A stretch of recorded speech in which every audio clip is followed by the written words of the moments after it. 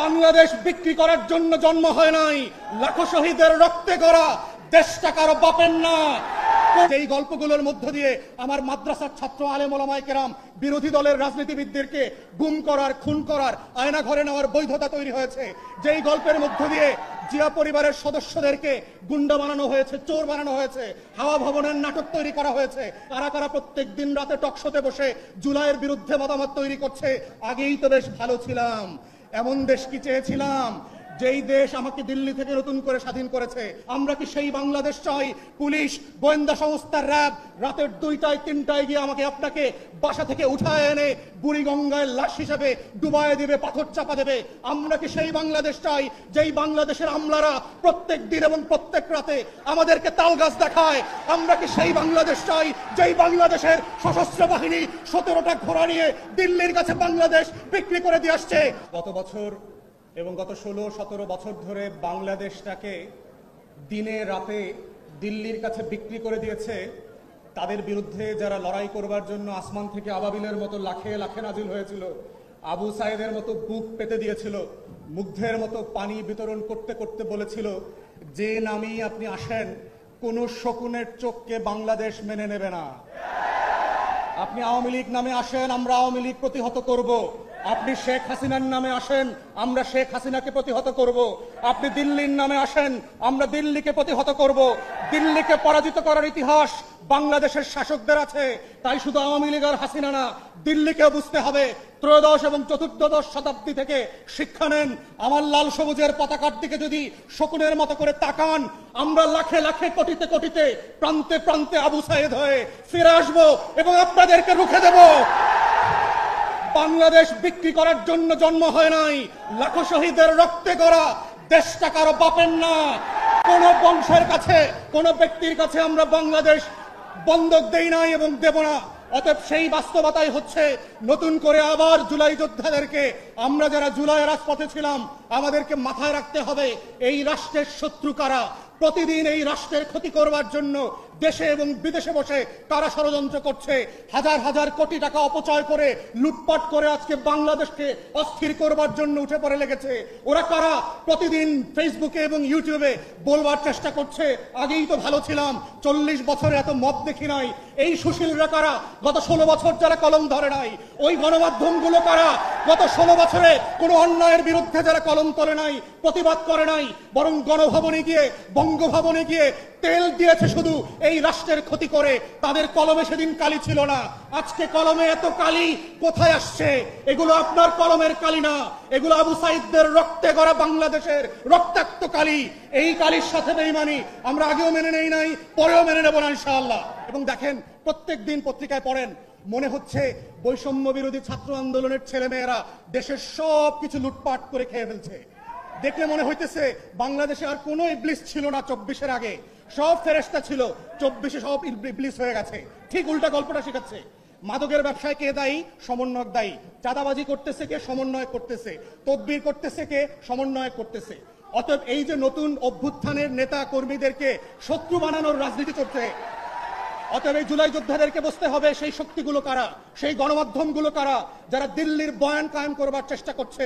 বাংলাদেশকে যারা নতুন করে স্বাধীন করেছে, সেই স্বাধীনতার নায়কদেরকে প্রত্যেক দিন প্রত্যেক রাতে বাংলাদেশের শত্রুতে পরিণত করছে, দেশের জনগণের মুখোমুখি দাঁড় করানোর চেষ্টা করছে।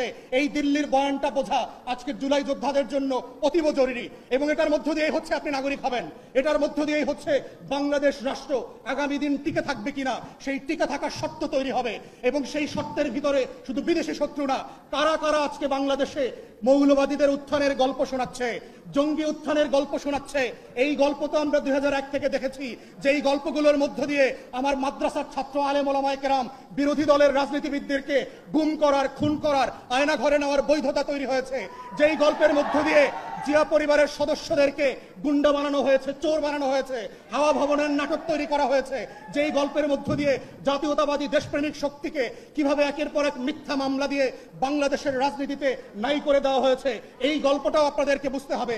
বুঝতে হবে গত 53 বছরের রাজনীতিতে নাটক, সিনেমা, গল্প, গান, ফিল্ম ফটোগ্রাফি সবকিছুর মধ্য দিয়ে দেশপ্রেমিক মানুষদেরকে অপর করার চেষ্টা করা হয়েছে।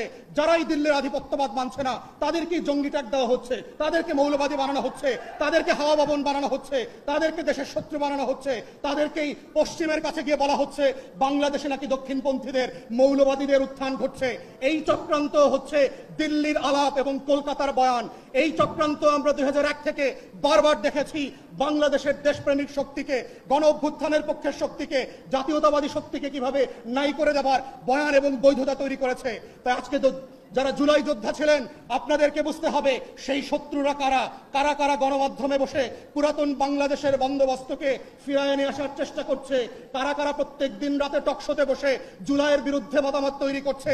আগেই তো বেশ ভালো ছিলাম, এমন দেশ কি চেয়েছিলাম যেই দেশ আমাকে দিল্লি থেকে নতুন করে স্বাধীন করেছে। অতএব সেই বাংলাদেশটা কোথায়? সেই বাংলাদেশটার আকাঙ্ক্ষাকে নতুন করে ধারণ করবার জন্য শত্রু আইডেন্টিফাই করা খুবই জরুরি। এবং তরুণদেরকে, শিক্ষার্থীদেরকে, তরুণীদেরকে, যারা শহীদ পরিবার, আহত পরিবার আছেন, আগামী দিনের বাংলাদেশ থাকবে কি থাকবে না এটা শর্ত হচ্ছে সেখানে। দ্বিতীয়ত হচ্ছে সংস্কারের আলাপ। আমরা যখন নতুন বাংলাদেশের গল্প বলছি, এই বাংলাদেশটা কেমন হবে সেটা ডিপেন্ড করছে আমরা কেমন বাংলাদেশ চাই। আমরা কি চাই রাজনৈতিক দলগুলো যেভাবে গত 53 বছর ধরে বাংলাদেশটাকে লুটপাটের বিনিময়ে বিক্রি করে দিয়েছে, আমরা কি এমন বাংলাদেশ চাই যেই বাংলাদেশ থেকে $250 বিলিয়ন লুটপাট হয়ে গেছে? আমরা কি সেই বাংলাদেশ চাই যেখানে 40টা ব্যাংক রেড জোনে চলে গেছে? আমরা কি সেই বাংলাদেশ চাই যেই দেশে 800 গুমঘর তৈরি হয়েছে, আয়নাঘর তৈরি হয়েছে? আমরা কি সেই বাংলাদেশ চাই পুলিশ, গোয়েন্দা সংস্থা, র্যাব রাতের 2টায় 3টায় গিয়ে আমাকে আপনাকে বাসা থেকে উঠায় এনে বুড়িগঙ্গায় লাশ হিসেবে ডুবায় দেবে, পাথর চাপা দেবে? আমরা কি সেই বাংলাদেশ চাই যেই বাংলাদেশে ভোট হবে না, গণতন্ত্র হবে না? আমরা কি সেই বাংলাদেশ চাই যেই বাংলাদেশে এক বংশ এবং এক পরিবারের শাসন কায়েম হবে? আমরা কি সেই বাংলাদেশ চাই মসজিদে নামাজ পড়া অবস্থায় ধরে এনে গুম ঘরে পাঠিয়ে দিয়েছে, হাজার হাজার লাশের কবর পাওয়া যায় নাই?